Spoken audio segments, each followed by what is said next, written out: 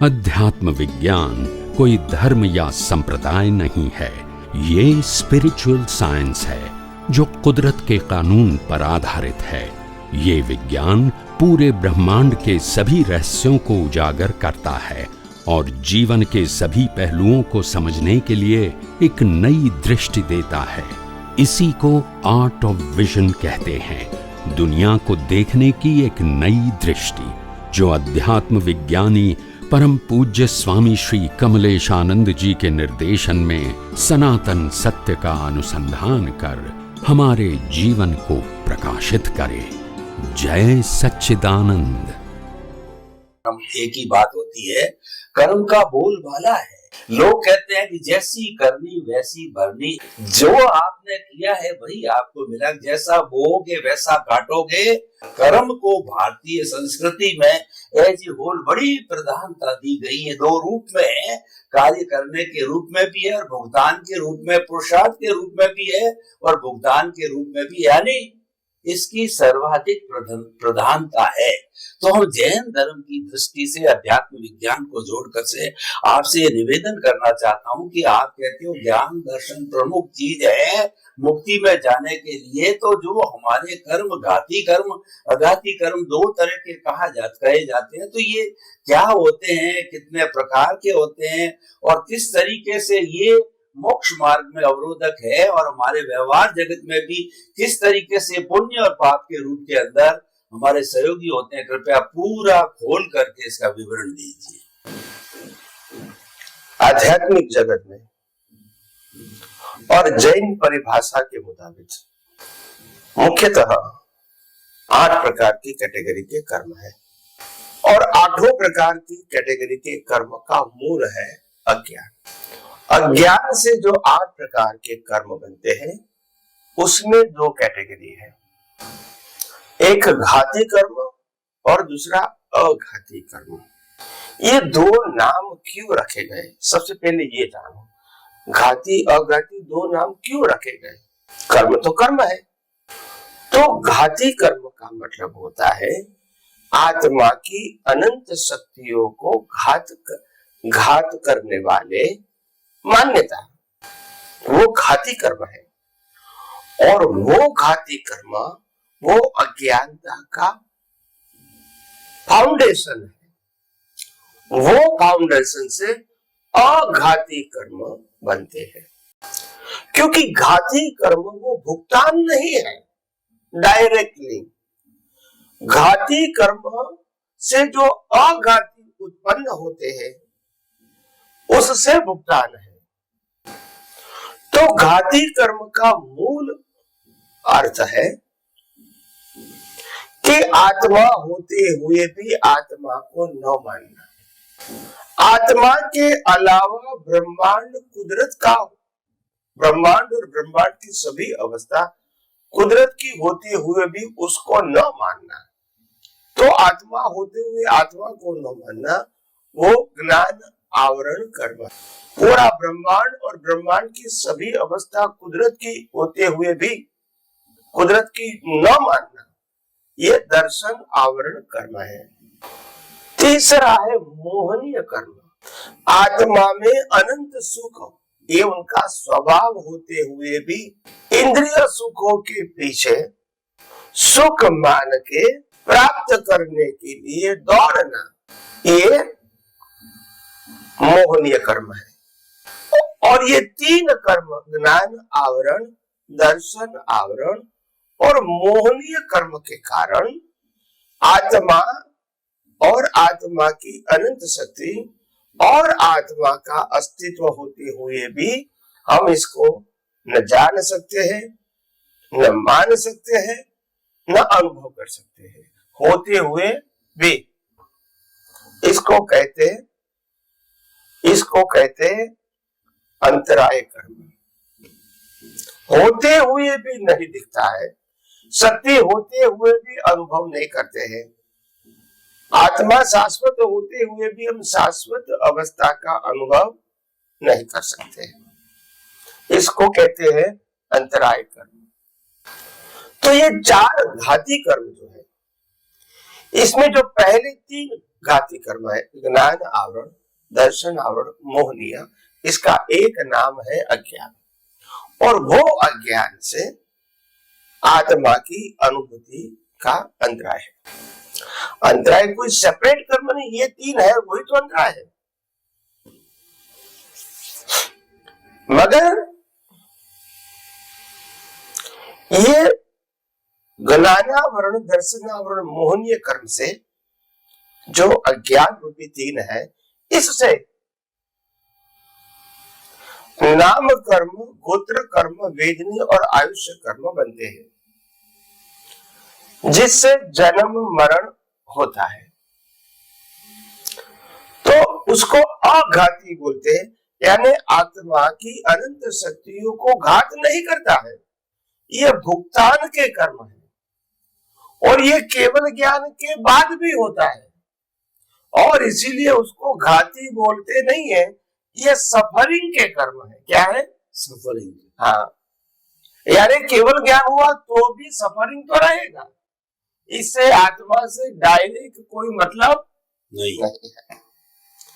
मगर बीज डाला है तो फल की भुगतान करनी पड़ेगी, और भुगतान करने में सेंटर में रहेगा शरीर और आत्मा की रहेगी हाजिरी। रोल नहीं रहेगा मगर प्रेजेंस रहेगा एज अ कैटालिस्ट। तो सबसे पहला है नाम कर्म। ये नाम और नाम की माया से ही मान और अपमान है, नाम से ही स्टेटस है,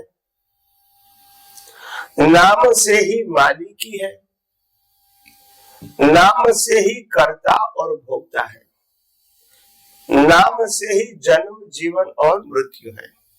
ये सब नाम और नाम की माया है। तो नाम कर्म से ये अवस्थाएं प्रकट होती है। दूसरा है गोत्र कर्म। गोत्र कर्म है वो व्यक्ति की पवित्रता और डेवलपमेंट का सूचक है। कई सारे लोग बोलते हैं कि भारतवर्ष में ही गोत्र होते हैं और कोई विदेशों में गोत्र क्यों नहीं है। अगर गोत्र किसी को इंडिकेट करता है तो वहां गोत्र क्यों नहीं है। तो मैंने कहा वो लोग अभी इतना डेवलप नहीं हुए हैं कि मैं आत्मा हूं, वो भी नहीं मानते, पुनर्जन्म को भी नहीं मानते, कर्म के सिद्धांत को भी नहीं मानते, और सनातन सुख और मुक्ति को भी वो नहीं मानते। यानी आध्यात्मिक जगत में जो फंडामेंटल डेवलपमेंट है वो भी उनके पास नहीं है। इसीलिए आध्यात्मिक जगत में जो हमारा विकास होता है, और विकास के आधार से दो प्रकार होता है, एक पवित्रता और आध्यात्म की डेप्थ, जिसको हम डेवलपमेंट बोलते हैं। इसी प्रकार से गोत्र प्राप्त होते हैं। ऐसा नहीं कि हाई गोत्र वाला गलत काम नहीं करता है और लो गोत्र वाला अच्छा काम नहीं करता है, ऐसा फंडामेंटल नहीं है। मगर ये level of your understanding and level of your piousness के आधार से गोत्र मिलता है। अगर मेरे में पवित्रता नहीं है और मेरा आध्यात्मिक डेवलपमेंट नहीं है तो मेरा गोत्र लो रहेगा। कैसे? जैसे भौतिक में डूबे हुए वेस्टर्न कंट्री के लोग भी आत्मा को, कर्म को, पुनर्जन्म को, मोक्ष नहीं मानते, ऐसे लोग गोत्र वाले भी नहीं मानते हैं। तो इसीलिए उसको भारतवर्ष में लोक गोत्र कहा। लोक गोत्र कोई टिका नहीं है, ये उनकी level of your understanding and purity है, पवित्रता है, तो उससे गोत्र बनता है। तो मेरे कर्म के अंदर अगर मेरा डेवलपमेंट नहीं है या मेरे में पवित्रता नहीं है तो मेरा गोत्र नेक्स्ट बर्थ में लो बनेगा। और मेरे में पवित्रता ज्यादा आ गई, बढ़ गई, डेवलपमेंट बढ़ गया तो मेरा गोत्र हाई आएगा। तो ये गोत्र कर्म इसी प्रकार से बनते हैं और इसी प्रकार से उसकी भुगतान होती है। फिर तीसरा हुआ आयुष्य कर्म।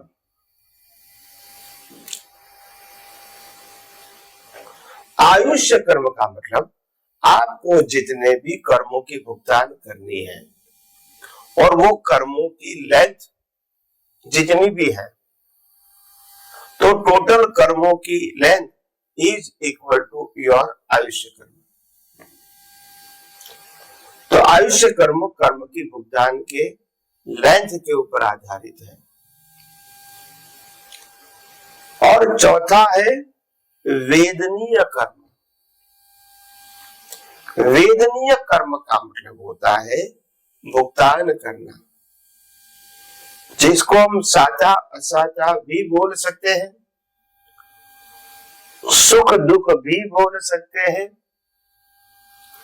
या तो फायदा नुकसान भी बोल सकते हैं। मगर वो भगवान ने उसको वेदनीय कर्म क्यों बताया? हमारे व्यवहार जीवन में वेदना का मतलब होता है दुख। तो भगवान ने सभी कर्म को, सुख दुख दोनों को वेदनीय क्यों बताया? तो वेदनीय कर्म इसीलिए बताया क्योंकि आत्मा सुख दुख की वेदना से निर्वेदक है। तो आत्मा की दृष्टि से ये सुख और दुख दोनों वेदना है। वेदना का मतलब होता है टू सफरिंग, टू भुगतान। सुख की भी भुगतान करना, दुख की भी भुगतान करना, क्योंकि ये दोनों की भुगतान मेरे आत्मा की अनुभूति में अंतराय लाती है। जो निर्वेदक है ये वेदना है, सुख दुख वो वेदना है, सुख दुख वो आत्मा की क्वालिटी नहीं।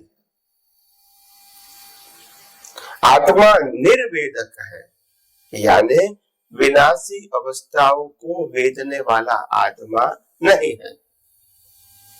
विनाशी अवस्थाओं को प्रकाशित करेगा, वेदेगा नहीं। तो वेदनीय कर्म एक प्रकार का बंधन है। जैसे मैंने मोक्ष गति का बीज डाल दिया, नेक्स्ट मनुष्य भाव में मैं मोक्ष में ही जाऊंगा, मगर उसके पहले अज्ञान मिटाने से पहले मैंने अगर देव गति का कर्म बांध लिया है तो मैं नेक्स्ट मनुष्य भाव में तो मोक्ष में जाऊंगा ही, मगर इसके पहले मैंने 10 लाख साल के देवलोक के पुण्य का कर्म बांधा है तो मेरे को देवलोक में जाना पड़ेगा और 10 लाख वर्ष की भुगतान करनी पड़ेगी, मोक्ष में जाना है फिर भी। इसीलिए उसको वेदना बताया है, हालांकि उससे आत्मा से कोई मतलब नहीं है। तो आत्मा की दृष्टिकोण से वेदना है क्योंकि आत्मा खुद विनाशी अवस्थाओं के लिए निर्वेदक है।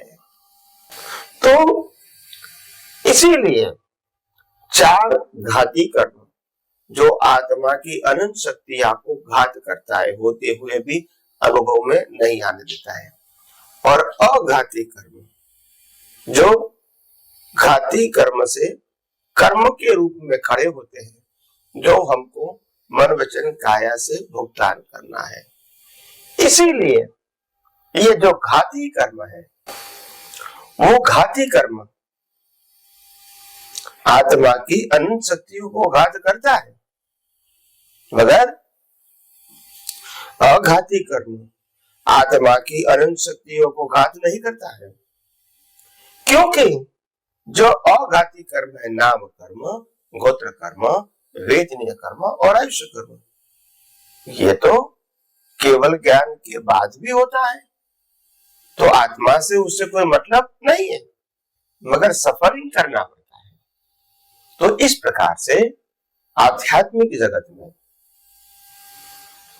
घाती कर्म की कोई वैल्यू नहीं है, और इसीलिए आध्यात्मिक जगत में हम मन वचन काया की क्रिया की वैल्यू नहीं करते हैं, इसको कुदरती रचना बना देते हैं, चाहे अच्छा करे चाहे बुरा करे, चाहे पुण्य का कार्य करे चाहे पाप का कार्य करे, आध्यात्मिक जगत में उसकी वैल्यू 0 है, क्योंकि आध्यात्मिक जगत में घाती कर्म नहीं होने चाहिए। यानी मैं शुद्ध आत्मा हूं, मैं चेतन हूं, मैं अविनाशी हूं, वो कोई भी संजोग में उनकी जागृति हटना नहीं चाहिए, नंबर 1। और नंबर 2, मेरे यानी शुद्धात्मा के अलावा जो भी मन वचन काया इसकी अवस्था और 5 इंद्रियों से अनुभव में आती पूरी सृष्टि कुदरती रचना ही है, ऐसा दर्शन मेरे को होना चाहिए। फिर अवस्था क्या है क्या नहीं उसमें डिटेलिंग की जरूरत नहीं है आध्यात्मिक जगत में। और सुख तो मेरा स्वभाव है, इसीलिए सुख पाना, सुख के लिए प्रयास करना और भौतिक सुखों की अनुभूति करना वो तो मेरा सब्जेक्ट ही नहीं है, क्योंकि मैं खुद ही अनंत सुख वाला हूं। और आयुष्य कर्म तो शरीर को लागू होता है, आत्मा को लागू नहीं होता है। इसीलिए घाती कर्मों को नाश करना ये आध्यात्मिक पुरुषार्थ है, और अघाती कर्मों को बदलना ये सामाजिक और धार्मिक पुरुषार्थ है। मैं पापी हूं तो पाप न करूं, मैं पुण्यशाली हूं तो और ज्यादा पुण्य करूं, मेरी बिहेवियर, मेरी स्पीच, मेरा थॉट, मेरा एक्शन दूसरों के लिए हानि करता है तो अच्छा करूं, ये सब सामाजिक और धार्मिक सत्य है। और सनातन सत्य या तो घाती कर्म से उससे कोई मतलब नहीं। तो आध्यात्मिक जगत में ये सब बातें समझनी पड़ेगी। ये सब बातें शास्त्रों में लिखी गई है, ये कोई नई बात नहीं है, मगर शास्त्रों में लिखी गई बातों का जो प्रेजेंटेशन है वो वर्तमान अनुभवी पुरुष जब बताएंगे तब मालूम होगा कि उसका वास्तव में मीनिंग क्या है। ये शब्द और शब्दों का अर्थ नहीं है, ये मीनिंग है।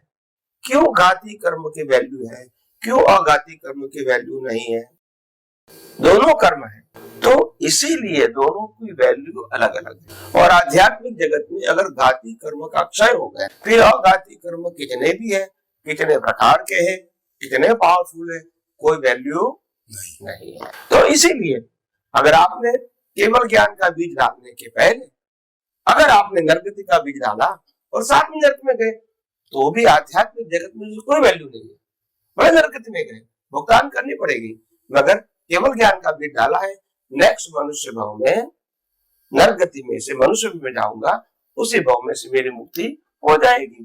तो ये कोई इंपॉर्टेंट नहीं है। तो इसीलिए खास ध्यान में रखो, आध्यात्मिक जगत में जब आपको बताया गया कि मन वचन काया की अवस्था मात्र कुदरती रचना है, उसका मतलब है आपको कुदरती रचना देखने तक ही आपकी दृष्टि सीमित रखनी है, इससे आगे दृष्टि ले जाने की जरूरत नहीं है अगर आपको आध्यात्म में आगे बढ़ना है तो। मगर इंपॉर्टेंट बात यह है कि घाती कर्म और अघाती कर्म जो है वो खास ध्यान में रखना। घाती कर्म की ही वैल्यू आध्यात्मिक जगत में है और अघाती की वैल्यू सामाजिक और धार्मिक जगत में है। इसीलिए अगर आपको आध्यात्म में आगे बढ़ना है तो सामाजिक और धार्मिक जो वैल्यूज है इसको 0 करना पड़ेगा, क्योंकि ये कुदरती रचना है।